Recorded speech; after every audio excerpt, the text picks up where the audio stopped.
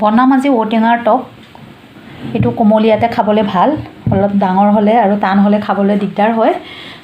সেইকাৰণে এতিয়া কোমলীয়া হৈ থাকোঁতে মই বনাম, ৰেচিপিটো শ্বেয়াৰ কৰিম আপোনালোকৰ লগত, চাই থাকিব ভিডিঅ'টো। এই ঔটেঙাখিনি দেখিছে নহয়, এয়া মই ধুনীয়াকৈ গুচাই ল'লোঁ।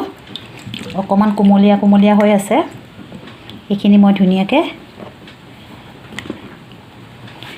এনেকৈ সৰু সৰুকৈ কাটি ল'ম। দেখিছেনে? এনেকৈ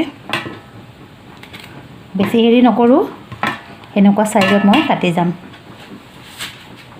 দেখাইছোঁ, এইটো জোখত কাটি ল'ব লাগিব, এনেকৈ সৰু সৰুকৈ এইটো জোখত। এয়া মই ঔটেঙাখিনি এনেকৈ সৰু সৰুকৈ কাটি ল'লোঁ আৰু এতিয়া মই টকটো বনাই আছোঁ, ঔটেঙাৰ টক। আপোনালোকে কেনেকৈ বনায় নাজানো, মই কেনেকৈ বনাইছোঁ সেইটোকে আপোনালোকৰ ওচৰত শ্বেয়াৰ কৰিছোঁ। মই পেন বহাই দিছোঁ গেছটোত।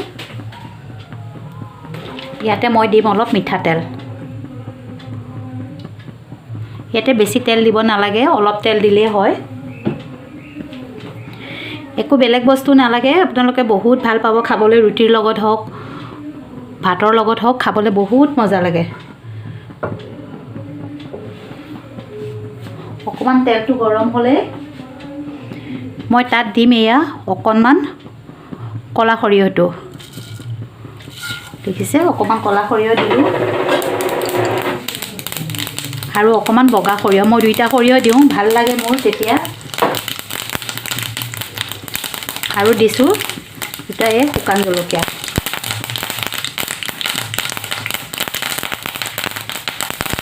আৰু মই এতিয়া এই হেৰি কৰি থোৱা এইখিনি দি দিছোঁ।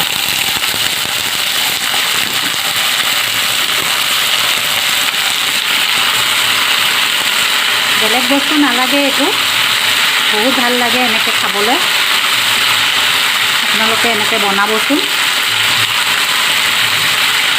এই শুকান জলকীয়াটো নিদিয়ে, কিন্তু মই ভাল পাওঁ কাৰণে মই দিছোঁ।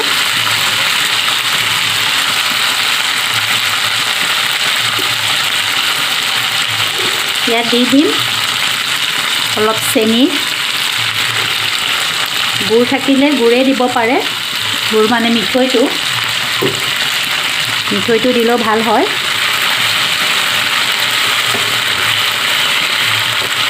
খাবলৈ বহুত টেষ্টি হয়। আপোনালোকে এনেকৈ বনাই খায় নে নাখায় নাজানো, মই কিন্তু খাই বহুত ভাল পাওঁ।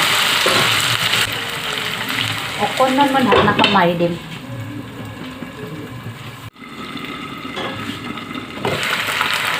অকণমান লৰাই দিম, বেছি টাইম নহয়, পটককৈ হৈ যায় এইটো।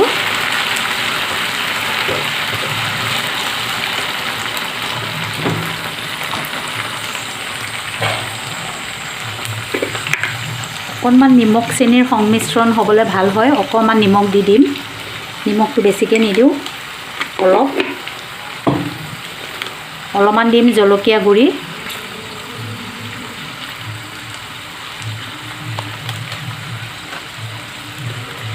অলপমান দিম কাশ্মীৰী মিৰ্চ।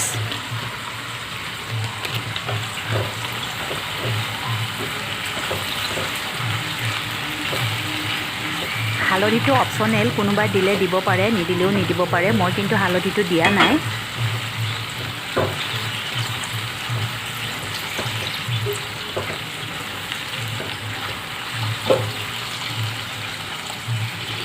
অকণমান মই ঢাকি দিম।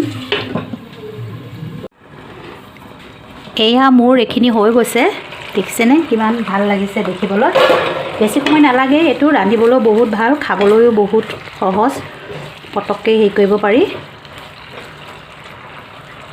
মই এইটো এতিয়া কাঢ়ি দিম ইয়াতে। খাই বহুত ভাল লাগে। মই গেছটো অফ কৰি দিছোঁ, কাঢ়ি পেলাই আপোনালোকক মই দেখাই আছোঁ।